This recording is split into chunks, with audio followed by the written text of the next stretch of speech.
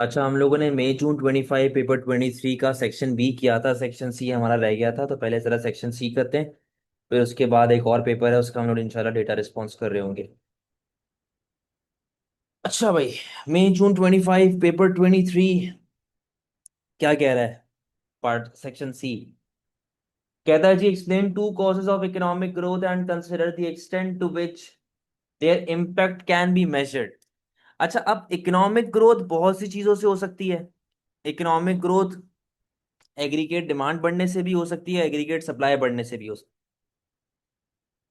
अच्छा, अब यहां पर वो बोलता है कि मुझे दो तरीके बता दो जिससे आपके मुल्क में इकोनॉमिक ग्रोथ होगी। बहुत सारे हो सकते हैं। टेक्नोलॉजी हो सकता है, रिसर्च एंड डेवलपमेंट हो सकता है, इनोवेशन हो सकता है, expansionary fiscal policies, expansionary monetary policy, आप उनके बारे में बात कर सकते हैं। And consider the extent, extent का मतलब किस हद तक आप इसके इम्पैक्ट को मेजर कर सकते हो, ये बेसिस के ऊपर आपकी जजमेंट जा रही होगी। तो जी देखिएगा जरा, इकोनॉमिक ग्रोथ का मतलब क्या होता है कि जब आपका रियल जीडीपी बढ़ता है, जब आपका आउटपुट बढ़ता है ओवर टाइम। अब एक तरीका क्या है कि आप एग्रीगेट डिमांड को बढ़ा के दिखा दें, एक तरीका है कि आप एग्रीगेट सप्लाई को बढ़ा के दिखा दें। बेहतर क्या है कि दोनों के एक एक रीजंस दे दो। अब ये सवाल कोई ऐसा लिमिटेड सवाल नहीं है कि आपने एक फिक्स चीज ही बतानी है, आप बहुत चीजें बता सकते हो यार। अच्छा, अब आपने एक ऊपर एक एक बात कर दी कि एडी बढ़े या आपका एएस बढ़े, आपके पास इकोनॉमिक ग्रोथ आ रही होगी। अच्छा, इंक्रीज इन एडी किस तरीके से हो सकता है कि जी आपने टैक्सेस कम कर दिए, आपने एक्सपेंशनरी फिस्कल पॉलिसी लगा दी। ठीक है, आप जब एक्सपेंशनरी फिस्कल पॉलिसी लगाएंगे तो देखो इस पॉइंट को यहां पर एक सैंपल में डेवलप भी करके दिया हुआ है, किस तरीके से आप इसको एक्सप्लेन कर रहे होंगे कि जी कि जब भी गवर्नमेंट टैक्सेस कम करती है लोगों की डिस्पोजेबल इनकम बढ़ जाती है। इसका मतलब कि लोगों के पास और पैसा है, आ जाएगा to spend. As a result consumption बढ़ती है, उसकी वजह से आपका एग्रीगेट डिमांड बढ़ना शुरू होता है, शोन इन द डायग्राम। ये आपने डायग्राम के साथ लिंक किया, इससे आपका एडी बढ़ा, आपकी जीडीपी बढ़ गई, आपकी ओवरऑल इकोनॉमिक ग्रोथ आ गई है। ठीक है ना? तो आपने इस तरीके से उसको बताया, लेकिन आपने यहां पर यह भी बताना है कि एक प्रॉब्लम भी हो सकती है कि लोग सेव भी कर सकते हैं। ज्यादा लंबी नहीं करनी। एलआरएस कैसे बढ़ सकता है भाई? टेक्नोलॉजी आ गई, रिसर्च एंड डेवलपमेंट आ गई, इनोवेशन आ गई, वगैरह वगैरह, ये सारी बातें आपने बता दी हैं। अब उसने आपसे पूछा हुआ था कि इस इम्पैक्ट को मेजर कैसे कर सकते हैं हम लोग। मेजरमेंट के ऊपर आपने इम्पैक्ट जो है ना अपनी जजमेंट देनी है। तो मेजरमेंट के कुछ इश्यूज होते हैं। एक तो आपको एक्यूरेट डेटा नहीं मिल पाता, ये भी एक मसला है। फिर उसके बाद इनफॉर्मल इकोनॉमी होती है, मतलब कि जैसे अगर मैं चुप के यहाँ पे भी क्लास ले रहा हूँ तो गवर्नमेंट को तो नहीं पता ना कि आधी क्लास ले रहा है, तो गवर्नमेंट को तो नहीं मालूम कि आधी पैसे कमा रहा है यहाँ बैठ के। तो अक्सर औकात आप इम्पैक्ट को पूरी तरीके से मेजर नहीं कर सकते, आप फुल्ली उसको मेजर नहीं कर पाते। तो आपके पास ये कुछ परेशानियां आ रही होती हैं। तो the extent to which the impact of these causes can be measured depends on the accuracy of the GDP data. कि भाई ये किस हद तक हम एक्यूरेटली मेजर करते हैं, ये डिपेंड करता है एक्यूरेसी के ऊपर। कि जो आप मेजरमेंट के तरीके इस्तेमाल करते हो, जो आप टूल्स इस्तेमाल कर रहे हो, गवर्नमेंट की कॉम्पिटेंसी क्या है, जो ऑफिशियल्स ये काम कर रहे हैं वो कितने पढ़े लिखे हैं, उनको कितनी नॉलेज है मुल्क के बारे में। तो ये सारी चीजें होती हैं जिन पर डिपेंड करता है। डेवलप्ड इकोनॉमीज के अंदर बेहतर रिजल्ट आता है, डेवलपिंग इकोनॉमी के अंदर एज सच रिलायबल रिजल्ट नहीं आता, और आपके पास एक इनएक्यूरेसी के इश्यूज हमेशा रहते हैं। तो ये आपके पास भाई एक ओवरऑल डिस्कशन थी इस पार्ट ए के हवाले से। कोई मसला बेटा किसी को इसके अंदर पार्ट ए में?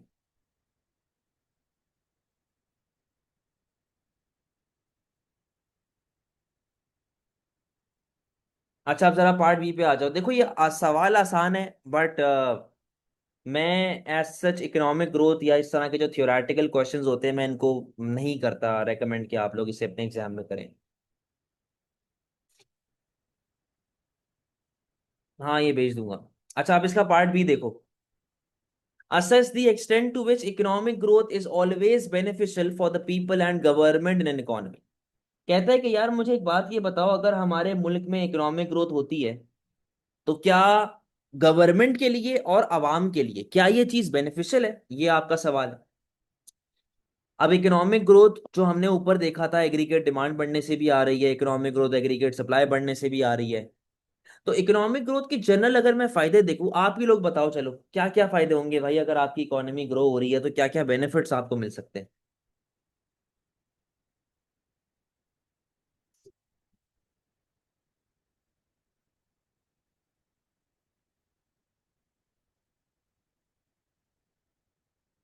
अनएम्प्लॉयमेंट रिड्यूस होगी, ठीक है।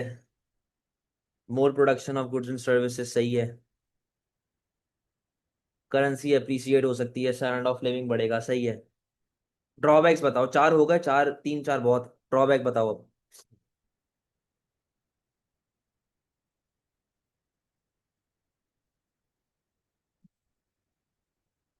इन्फ्लेशन आने का थ्रेट है, very good. Depletion of resources होने का थ्रेट है, सही है। और स्कैर्सिटी, पोल्यूशन यानी कि मार्केट फेलियर होने का थ्रेट है। इनकम इनइक्वालिटी होने का थ्रेट है। बैलेंस ऑफ पेमेंट डेफिसिट तब होगा जब प्राइसेस आपकी बहुत ज्यादा बढ़ना शुरू हो जाएंगी, तो बैलेंस ऑफ पेमेंट भी खराब होने का थ्रेट आपके पास रहता है। तो भाईजान स्टार्ट कैसे करेंगे, आपने ओवरऑल बेसिक वही नॉलेज आपने स्टार्ट की, बताया जी कंज्यूमर कौन होता है, गवर्नमेंट कौन होती है। आपने ये डायग्राम बनाई LRAS शिफ्ट वाली, और आपने ये सारे बेनिफिट्स बता दिए कि गवर्नमेंट को टैक्सेस मिलेंगे, हायर स्टैंडर्ड ऑफ लिविंग होगा, एम्प्लॉयमेंट अपॉर्चुनिटीज बढ़ जाएंगी, इन्वेस्टमेंट आएगी, कॉन्फिडेंस आएगा, इकोनॉमिक ग्रोथ, GDP, ये वो फना ढमका सब कुछ। ड्रॉबैक क्या है भाई? Cost of economic growth, economic growth के खर्चे, इकोनॉमिक ग्रोथ के मसले, इनकम इनइक्वालिटी आपकी बढ़ेगी, एनवायरमेंटल डैमेज यानी कि नेगेटिव एक्सटर्नैलिटी होने का खतरा है, डिप्लीशन ऑफ रिसोर्सेज होने का खतरा है, इन्फ्लेशन आने का खतरा है, महंगाई आने का खतरा है, शॉर्टेज होने का खतरा है। भाई रिसोर्सेज डिप्लीट हो गई, रिसोर्सेज खत्म हो गई, क्या करेंगे आप आगे जाके? समझे? तो ये वही देखो जनरल क्वेश्चन, आप ही लोगों ने मुझे आंसर बताया। अच्छा, अब सवाल ये है कि यार ये जो इकोनॉमिक ग्रोथ है, क्या ये आवाम के लिए और गवर्नमेंट के लिए फायदेमंद है? ये डिपेंड करती है कि इकोनॉमिक ग्रोथ आई क्यों है, पहली बात। क्योंकि देखो, अगर एग्रीगेट डिमांड बढ़ने से इकोनॉमिक ग्रोथ आती है तो इन्फ्लेशन आती है। एग्रीगेट सप्लाई बढ़ने से अगर इकोनॉमिक ग्रोथ आती है तो इन्फ्लेशन नहीं आती, इन्फ्लेशन कम होती है, पहली बात। दूसरी बात, आपके पास कितनी स्पेयर कैपेसिटी अवेलेबल है। अगर मैं कहता हूं कि लेट से मेरा LRAS अपनी जगह पर है, यहीं पर है, और मेरी एग्रीगेट डिमांड यहां पर है, अगर एग्रीगेट डिमांड बढ़ती है ऐसे, तब मेरे पास फायदा है क्योंकि स्पेयर कैपेसिटी है। लेकिन अगर मैं बिल्कुल यहां पर ऑपरेट कर रहा हूं और अब एग्रीगेट डिमांड बढ़ रही है, तो ये मसला है यार। समझे? स्पेयर प्रोडक्शन कितनी है आपके पास अवेलेबल है। फिर आप जो है वो पोल्यूशन पे कितना आप इसको कर रहे हैं ऐड ऑन, पोल्यूशन के भी मसले आप यहां पर बता सकते हैं। आप स्टैंडर्ड ऑफ इकोनॉमी की बात कर सकते हैं कि जो आपके मुल्क में लोग रहते हैं, आपके मुल्क में लोग रहते हैं, उनकी अपना क्या स्टैंडर्ड ऑफ लिविंग है, उनकी अपनी क्या एजुकेशन है, उनकी अपनी क्या पोटेंशियल है, उनकी अपनी क्या औकात है कि यार वो लोगों को जो है वो फायदा पहुंचाएंगे। ठीक है ना? तो ये इस बेसिस पे आपने बात करनी होती। प्रोटेक्शनिज्म का लेना देना कोई नहीं है यहाँ पे। हाँ, टाइम पीरियड की आप बात कर सकते हो। फिर आप बात कर सकते हो कि aggregate demand, increase in aggregate demand brings short term economic growth, while increase in aggregate supply brings long term economic growth. आप इसके बारे में बात कर सकते हैं, ठीक है ना? इकोनॉमिक डेवलपमेंट की भी बात यहाँ पे लिखी हुई है कि भाई डेवलपिंग इकोनॉमीज जो होती है वो ज्यादा बेनिफिट करती हैं, क्योंकि वो जाहिर सी बात है, गुर्बत कम हो रही है, इनक्वालिटी ऑफ इनकम कम हो रही है, वगैरह वगैरह। तो ओवरऑल आपको ये जरूरियात भी पूरी हो रही होती है। फिर ये गवर्नमेंट की पॉलिसीज पर डिपेंड करता है, गवर्नमेंट की इनकम पे डिपेंड करता है, पब्लिक सर्विस जो है हम उस पर कितना इन्वेस्ट कर रहे हैं उस पर डिपेंड कर रहा है। Therefore economic growth is not always beneficial for everyone, हर बंदे के लिए फायदेमंद है ये कहना नाजायज। तो ये कुछ चीजों पर डिपेंड करता है। ओवरऑल इकोनॉमिक ग्रोथ अमीर को ज्यादा फायदा पहुंचाती है और गरीब को कंपैरेटिवली कम फायदा पहुंचाती है। तो ये भाईजान आपके पास कहानी चल रही होती है, कोई मसला? ओवरऑल बड़ा इजी क्वेश्चन था, तो ये तो चलो आप अटेम्प्ट कर ही सकते हो, इसमें तो कोई इतना मसला नहीं। बहुत घटिया सवाल था। इसका क्वेश्चन नंबर 5 थोड़ा सा टेढ़ा है, तो इसलिए आप लोग यहाँ पे 4 अटेम्प्ट करते तो ज्यादा बेहतर होता। आपका terms of trade index change हो गया फ्रॉम 105 टू 1110, क्या मतलब है इसका? क्या मतलब है भाई इसका? आपका टर्म्स ऑफ ट्रेड 105 से 110 जा रहा है, इंप्रूव हो रहा है, वेरी गुड। तो इंप्रूव हो रहा है तो आपको इससे एक चीज समझ आ जानी चाहिए कि या तो आपकी एक्सपोर्ट प्राइस बढ़ रही है या तो इंपोर्ट प्राइस कम हो रही है। क्योंकि टर्म्स ऑफ ट्रेड का फॉर्मूला क्या होता है, index of export price over index of import price multiplied by 100। तो अगर तो ये बेहतर हो रहा है तो या तो एक्सपोर्ट प्राइस बढ़ रही है या तो इंपोर्ट प्राइस कम हो रही है, यही दो रास्ते हैं ना। Explain two likely reasons for this change, कहता जी पहले तो मुझे दो रीजन बता दो कि ये चेंज क्यों हो रहा है। अब दो रीजन आपको पता है, क्या दो रीजन है बताओ जरा, जल्दी से बताओ चैट पे। दो रीजन क्या हैं, जो बेसिक रीजन ब्रॉडर पर्सपेक्टिव मैंने अभी बताया है।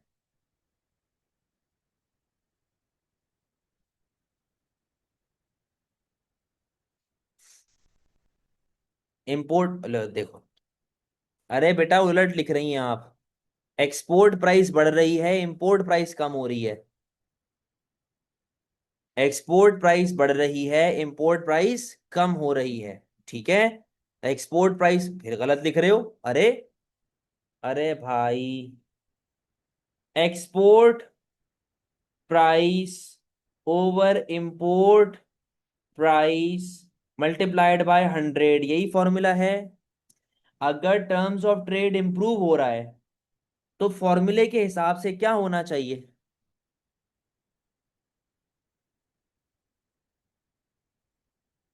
फॉर्मूले के हिसाब से या तो एक्सपोर्ट प्राइस बढ़ रही है या तो इंपोर्ट प्राइस कम हो रही है।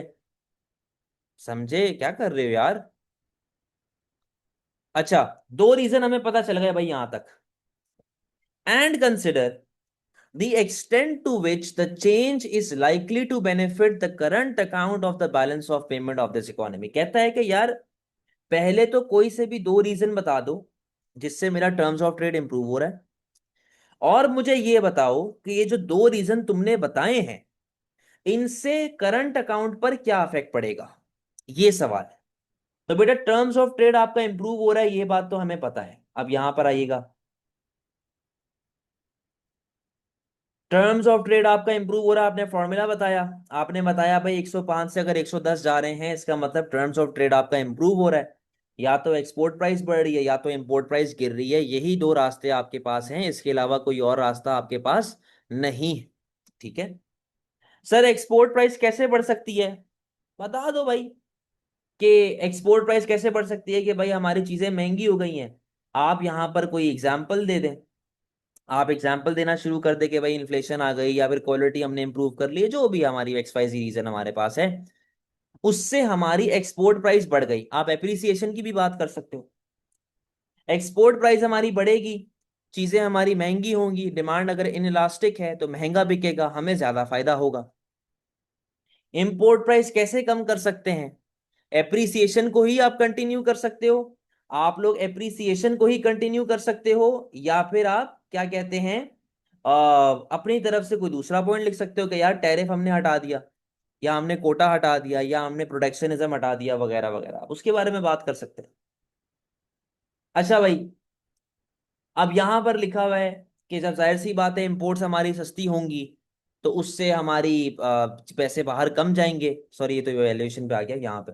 हाँ, ये लिखा हुआ, इंपोर्ट सस्ती होगी तो हमारे पैसे मुल्क से कम बाहर जा रहे होंगे, हम ज्यादा पैसे कमा रहे होंगे, चीजें हमें सस्ती पड़ेंगी, हमें रॉ मटेरियल सस्ता पड़ेगा। ये सारी कहानी आप यहाँ पर एक्सप्लेन कर सकते हैं। ठीक है, फिर उसने पूछा कि यार ये जो तुम बातें बता रहे हो क्या इससे हमेशा करंट अकाउंट फायदे में जाएगा।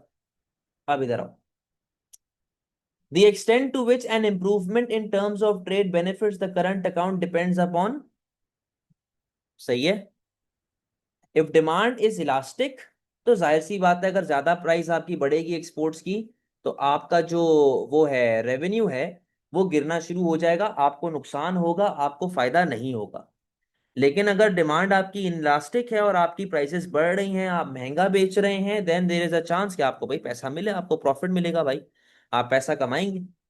समझे, फिर उसके बाद डिग्री ऑफ नेसेसिटी की आप यहाँ पर बात कर सकते हैं, डिपेंडेंसी ऑन इंपोर्ट की आप बात कर सकते हैं कि हम इंपोर्ट्स पे कितना डिपेंडेंट है।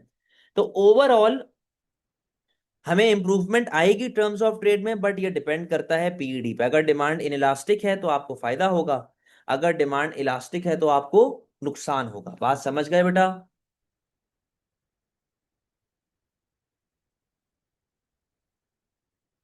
समझ गए जी?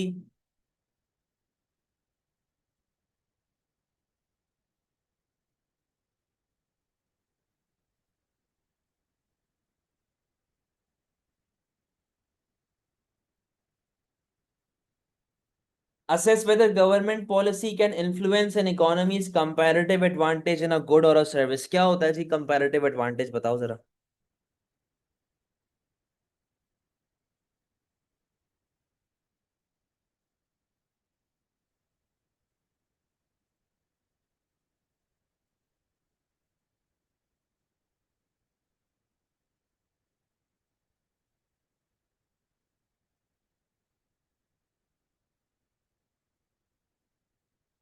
नहीं फातिमा, तो कंपैरेटिव एडवांटेज बताता क्या है? सही कह रही हैं, अली से सही कह रही हैं। अली भी सही कह रहा है। हसनैन भी सही कह रहा है। सानिया गलत कह रही हैं।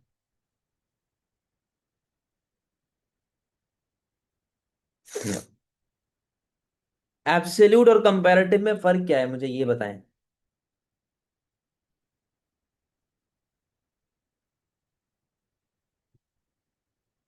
अब फातिमा सही कह रही हैं। एब्सोल्यूट और कंपैरेटिव में देखो, दोनों में ओवरऑल हम बात तो आउटपुट की ही करते हैं, लेकिन एब्सोल्यूट टोटल आउटपुट की बात कर रहा है, कौन सी कंट्री ज्यादा प्रोड्यूस कर रही है। Comparative on the other hand opportunity cost ratios की बात करता है कि किस कंट्री का अपॉर्चुनिटी कॉस्ट कम है। सही है। जिस कंट्री का अपॉर्चुनिटी कॉस्ट कम होगा उसको जो है वो कंपैरेटिव एडवांटेज मिल जाएगा। सही है, वेरी गुड। तो भाई वो कहता है कि यार एक बात बताओ, क्या गवर्नमेंट की पॉलिसीज एक मुल्क के, एक इकोनॉमी के कंपैरेटिव एडवांटेज को इन्फ्लुएंस कर सकती है या नहीं कर सकती? अब ये एक बड़ा ना टेढ़ा सा सवाल है, तो ये तो भाई आप लोगों ने कभी भी अटेम्प्ट नहीं करना। आपने इसमें बताना है कि गवर्नमेंट जब इन्फ्लुएंस करती है कब वो अफेक्टिवली इन्फ्लुएंस कर सकती है, कब वो जो इन्फ्लुएंस कर रही है वो नहीं हो पाएगा, चीजें नहीं हो पाएंगी, why may it may not be effective, हमने ये बात उसको बतानी। तो पहले तो आपने बेसिक बता दिया जी, कंपैरेटिव एडवांटेज क्या होता है, आपने बेसिक कहानी उसको एक्सप्लेन कर दी है। गवर्नमेंट पॉलिसीज क्या होती हैं, आपने ये चीजें उसको बताना शुरू कर दी। अब गवर्नमेंट कंपैरेटिव एडवांटेज को कैसे इन्फ्लुएंस कर सकता है, मल्टीपल चीजें हैं। सबसे पहले तो देखो, हम लोग जो माइंडसेट है वो यहां पर ये होना चाहिए कि हम अपॉर्चुनिटी कॉस्ट रेशियोज को देख रहे हैं। ठीक है ना? तो हमारा एक माइंडसेट वो चल रहा होगा। तो बेटा, हर वो काम जिससे मेरी वेस्टेज कम हो जाए, हर वो काम जिससे मेरी अपॉर्चुनिटी कॉस्ट कम हो जाए, वो गवर्नमेंट के तरीके होंगे इन्फ्लुएंस करने के। अब किस तरीके से हो सकता है भाई? Training and education. गवर्नमेंट ने ट्रेनिंग देनी शुरू कर दी, गवर्नमेंट ने एजुकेशन देनी शुरू कर दी, लोगों को सिखाया, लोगों को पढ़ाया, जिससे आपकी अपॉर्चुनिटी कॉस्ट कम हो रही है, जिससे आपके जो है वो प्रॉब्लम्स कम हो रहे हैं, जिससे आपकी प्रोडक्टिविटी बढ़ रही है। ठीक है। रिसर्च एंड डेवलपमेंट, नई मशीन्स आ गई, नई डेवलपमेंट आ गई, बेटर इंफ्रास्ट्रक्चर, बेटर इन्वेस्टमेंट, और better resources, availability of electricity and energy, बिजली पानी गैस, ये सारी चीज़ें आपको मिलती हैं कि नहीं मिलती। तो ये सारी चीज़ें हैं जिनको आप प्रॉपरली यहाँ पर लिंक कर सकते हो। कोई सी भी तीन बातें बता दे जिससे गवर्नमेंट इन्फ्लुएंस उसको बेहतर तरीके से इन्फ्लुएंस करे, पॉजिटिव वे में इन्फ्लुएंस करे। वाई गवर्नमेंट में नॉट बी इफेक्टिव। पहला मसला, टाइम लैग जो यहाँ पर लिखा हुआ है। टाइम लैग का मसला ये है कि यार अगर गवर्नमेंट ट्रेनिंग देने जा रही है या रिसर्च एंड डेवलपमेंट देने जा रही है या इनोवेशन देने जा रही है, तो भाई इन सब में टाइम लगता है। ये फौरन से नहीं होता, फौरन से नहीं होता, इसके अंदर वक्त लगता है। ग्लोबल कंपटीशन, भाई अब जैसे दूसरी कंट्री है वो भी अगर सिमिलर प्रोडक्ट बना रही है, या हमारे हमारे और उसके प्रोडक्ट में कोई इतना ऐसा डिफरेंस नहीं है, तो फिर कोई फर्क नहीं पड़ेगा। अनइंटेंडेड कॉन्सिक्वेंसेस, इसकी मशहूर सबसे अच्छी एग्जांपल तो यही है अपना गुलशन वाला जो ब्रिज बन रहा है। अब मैंने सुना है कि वो जो हमारे मेयर साहब हैं, जो दुनिया के सबसे बेहतरीन मेयर हैं, वो कह रहे हैं कि भाई ये प्रोजेक्ट खत्म करो, क्योंकि आप तो हमारे हाथों से निकल गई है कहानी। तो भाई हाथों में ली ही क्यों थी? अब हाथ में लोगे तो फिर यही होगा। तो भाई ये मसला हुआ है, अनइंटेंडेड कॉन्सिक्वेंसेस हो सकते हैं, चीजें खराब हो सकती हैं, मिस एलोकेशन ऑफ रिसोर्सेज हो सकती हैं। अच्छा, एक पॉइंट आप यहां पर यह भी डाल सकते हो कि गवर्नमेंट कैसी है। जैसे पाकिस्तान की जो गवर्नमेंट है, जो फरिश्ते रन कर रहे हैं उसको बैठ के, अगर तो ऐसी गवर्नमेंट है उस मुल्क की, तो भाई बिल्कुल ही आपका बेड़ा गर्क है फिर।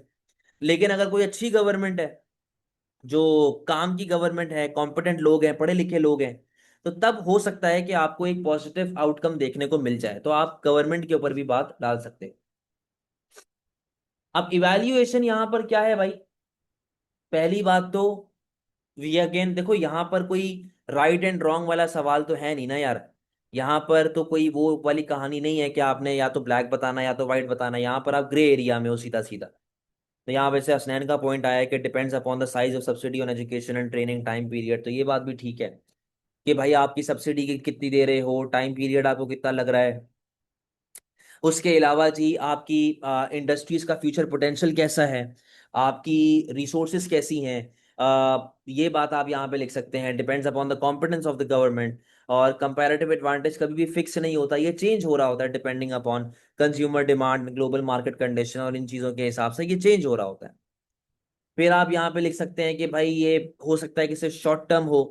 प्लस एक और बात, कंपैरेटिव एडवांटेज के अंदर हम लोग कॉस्ट फैक्टर्स को कंसिडर नहीं करते, हम लोग प्राइस को कंसिडर नहीं कर रहे, हम एक्सचेंज रेट को कंसिडर नहीं कर रहे, हम ट्रांसपोर्टेशन कॉस्ट को कंसिडर नहीं कर रहे। ये सब मसले हैं आपके लिए, ये सब प्रॉब्लम्स हैं आपके लिए, ठीक है ना?